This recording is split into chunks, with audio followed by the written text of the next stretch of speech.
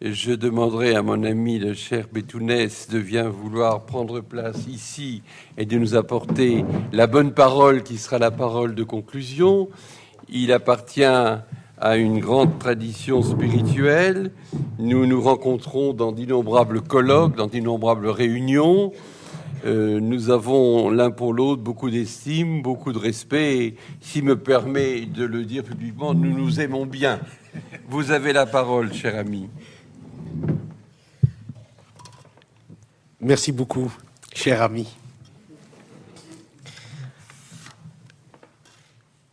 C'est bien de commencer par... Enfin, on a prononcé un mot qui est intéressant, c'est amitié et amour. Je voudrais surtout que cette conclusion nous éveille ou nous amène à cette dimension de l'amour. Et si nous sommes incapables encore de la mesurer, au moins à la fraternité.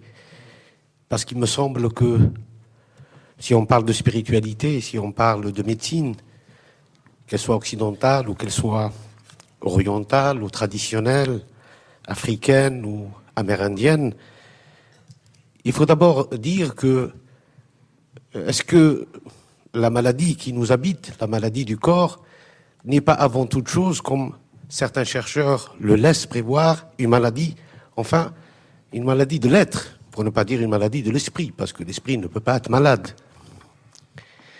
Mais une maladie de l'être, c'est-à-dire que nous sommes peut-être arrivés à un moment de globalisation, un moment de mondialisation, où l'homme s'interroge sur son avenir, sur son devenir, et que nous nous trouvons dans une situation paradoxale, même si c'est une banalité que je vais dire, mais nous sommes dans une situation où l'homme n'est ni assis, tout à fait assis, ni tout à fait debout. Nous sommes entre cette marge ou cette limite où nous n'avons pas confiance, nous avons perdu la confiance de nous-mêmes, de cette possibilité qui est au fond de chaque être, de pouvoir imaginer, construire un monde pour ses enfants, pour ses petits-enfants, c'est-à-dire les générations à venir. Nous sommes tout simplement dans une situation d'angoisse, comme celui qui est mal assis, parce qu'il a toujours cette angoisse que la culture ou la civilisation sur laquelle il s'appuie, il s'enracine, va d'un seul coup s'effondrer. Donc, comme si nous sommes assis sur un monde éphémère, illusoire, qui à chaque instant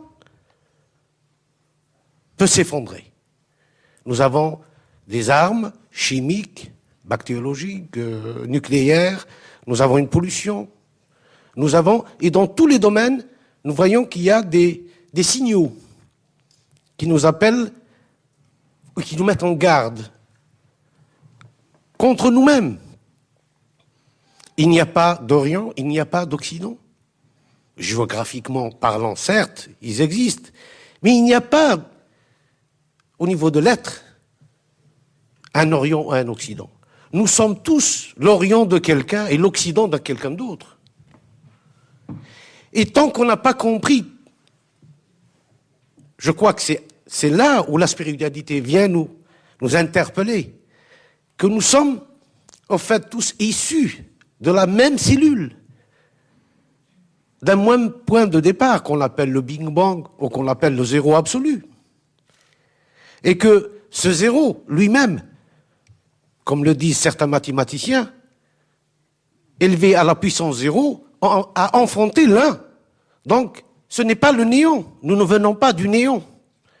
Et la tradition ou la spiritualité vient nous dire que nous venons du non-être. Ce n'est pas le néant. Il y a une information au départ. Et cela, nous portons toute cette empreinte en nous.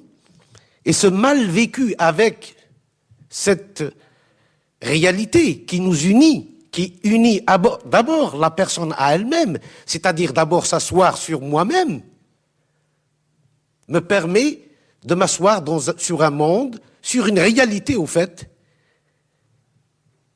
d'amener à la quiétude, et cette quiétude m'amène à essayer, ce n'est pas arrivé, ce n'est pas réalisé, mais essayer au moins à trouver la voie du milieu, ou la voie du juste milieu. Comment ne pas faire à l'autre ce que je ne veux pas qu'on me fasse? Tout simplement. Une règle qui s'applique à tous.